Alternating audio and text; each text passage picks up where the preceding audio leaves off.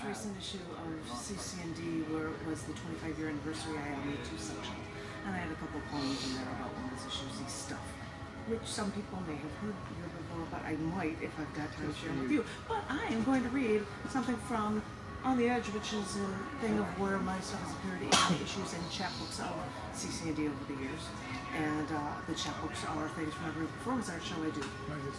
One of the most important things you know about Janet is her life totally changed when she had a car smash, which should have left her dead. And it's only by basically getting through that horrendous experience and reclaiming her expression, she's turned into one of the most productive people I know. I was kind of productive before. Yeah, she's a journalist. I was stopped at an intersection and hit by 2 cars. I was in a coma for 11 days. Oh my god. And I had to read how to walk and talk and eat.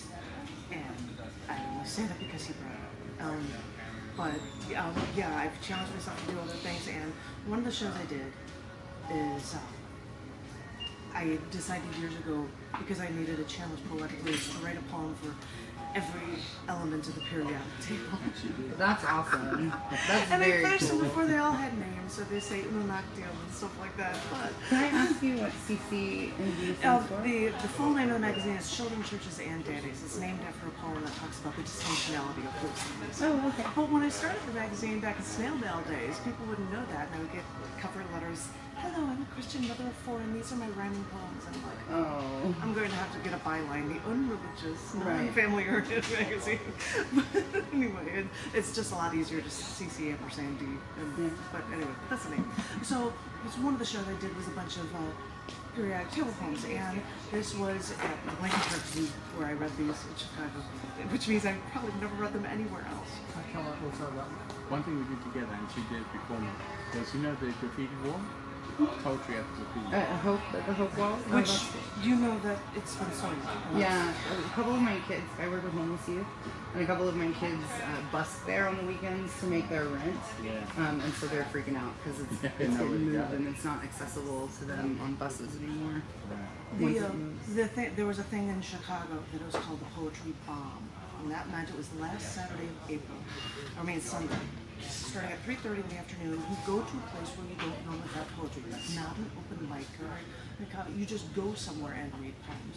And so I decided last year that I should do it there at the graffiti wall. And Tom was there. He's ripping on spraying paint around. It was very funny. And people would come and listen, and that was the point. And so Marty and I had an idea about doing, you know how people do those like pop-up restaurants and things? Yes. We had an idea about doing like pop-up poetry readings where you would just post on social media like it's going to be at this place. And like we wanted to do like by the train tracks where they have like a loading dock, right? Because you can stand on the dock and do the poetry there. So it's a thing we're throwing around to see if anybody's come to do that. You know, kind of like social media people. Yeah, and pop-up poetry, right? Yeah, flash you know, poetry. you've done a bunch of people reading flash bombs and poetry in the place. So that's a cool idea. And anyway, this is where I decided to read periodic table poems at the Lincoln Zoo, apparently. This is number 35 in the periodic table. Like that means something to you. This is Bromine.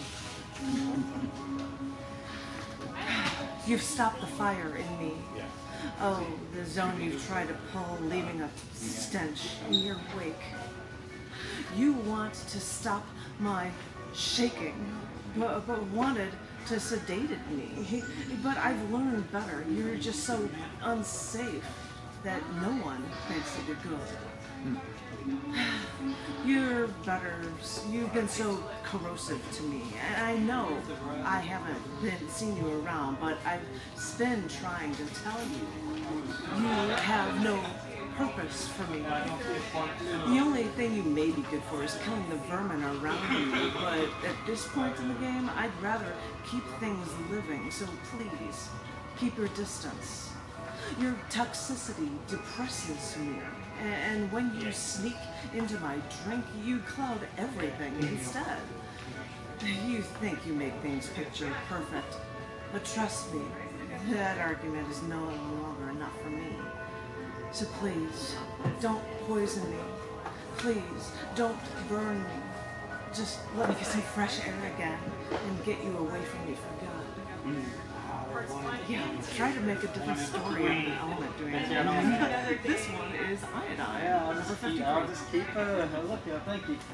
I saw this fantasy show once where a man made entirely out of tumors could only regenerate himself by surrounding himself and submerging himself in bathtubs of iodine. Now, I'm not a tumor, I'm only human, but I have to remember that you're good for me, and you make your violet vapors. We just have to go on finding out ways to keep you with us as long as we can. You're rare throughout the universe, but lucky us on planet Earth. You're the one with the water, and so you seem to be all over the oceans. Lucky us, we need your nutrition, and we need you to help us heal. But, as I said, you're rare in the universe, which means you're rare on this land, and if we can't get enough of you, it might be an intellectual disability. But you help me see right down to my bones, and I don't want to lose my faculties, or what makes me me, if I don't have you.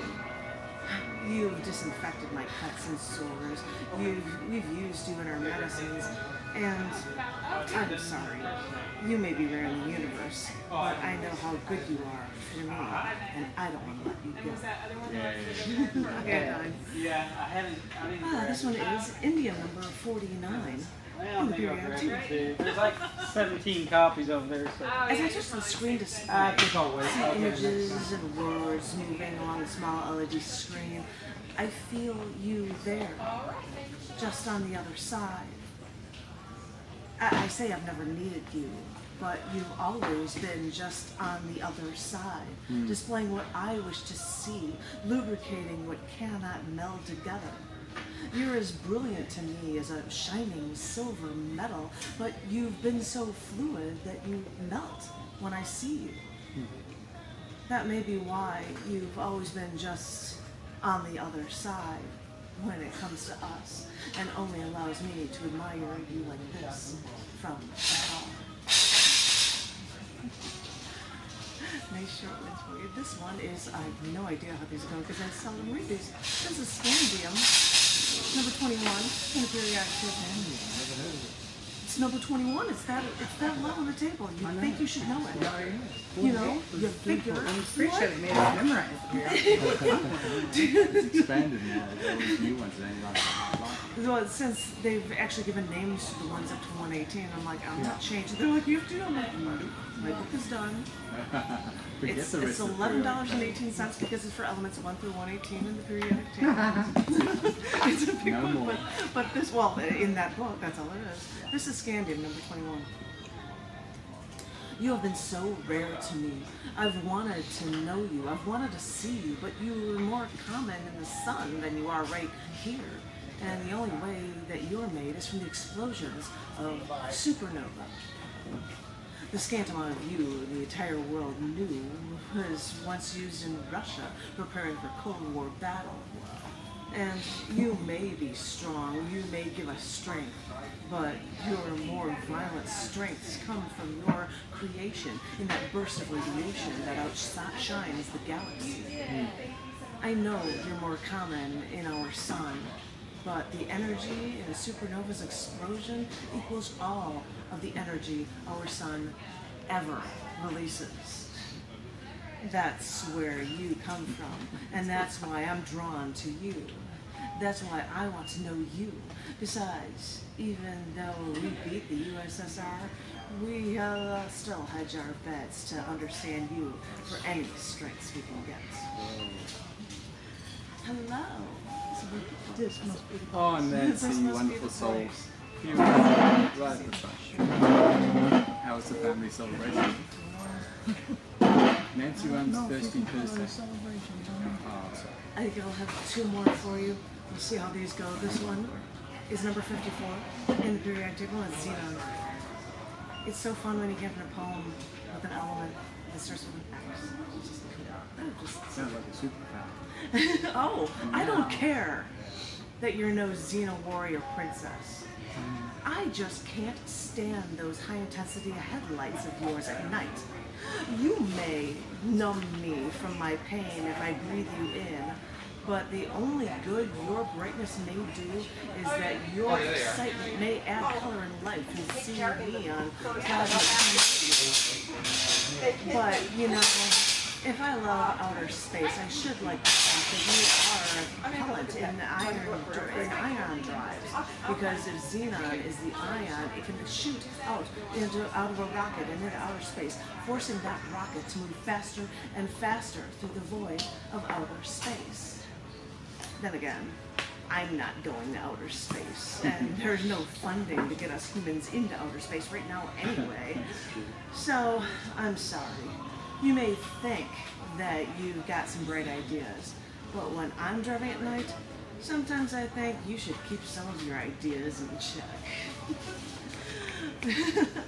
This is the last one, and it is, I think it's a bonus poem, because I have a hydrogen poem. This is called From Hydrogen to Nothing. Love is like tap water, free-flowing. Remember when you were little, just put a glass under the faucet and quench your thirst? Wait a minute. It's not like that. Water isn't free. You even have to pay for the water in your own home, and it's not even clean. What you're getting is dirty, and you still have to pay for it. You know, when they say us humans are like 70% water. You know, they say us humans are like 70% water. And when I think of you and all the time we were together, well, if you're 70% water, I have to remember that there wasn't pure and clean with you. And if this was love, if this was you, it wasn't free. And I'm still paying for it. I mean, they say we're mostly made of water, hydrogen, oxygen. But it's like you were an electron from that hydrogen atom to me. One electron spinning around the center of me, always keeping an all too tight grip on me. I think it would be free. If I would think that I was actually free, there you would be. That one presence that I could never get rid of. You were spinning, orbiting, spiraling in my head, spinning in my head, and you were keeping your distance, but still, you made sure that you were always there, holding me down. If we're mostly made of water, if you spun around me like that hydrogen atom, you kept me gasping for air. I needed that oxygen. I know water is hydrogen and oxygen. I know I've got it in me, but I just have to keep myself together after dealing with what you've done to me. When we're 70% water by mass, that's only 11% hydrogen. So most of the mass in my body may be oxygen, but by an atomic percentage, we're 67% hydrogen, meaning most of the atoms in our body are hydrogen. Just one electron spinning around that nucleus, just spinning and never letting go. When I now think of you, the fact that you made me feel like nothing, well, I think of what you're now made of, and I have to remember, we're all made of atoms, protons and neutrons, infinitely small, wound tightly together in the nucleus, surrounded at a comparably vast distance by an occasional, tiny, orbiting electron. So, when I think of you, I have to remember that you're made of those atoms with really tiny cores. And those atoms are filled with so much space that you're mostly made of nothing. When I think of you, I must remind myself of this. When I think of the nothingness you made me feel, and the fact that you should mean nothing to me, this is how I must think of you. From hydrogen to nothing, you just got some hydrogen, you just got some element poems. Thank you. Thank you.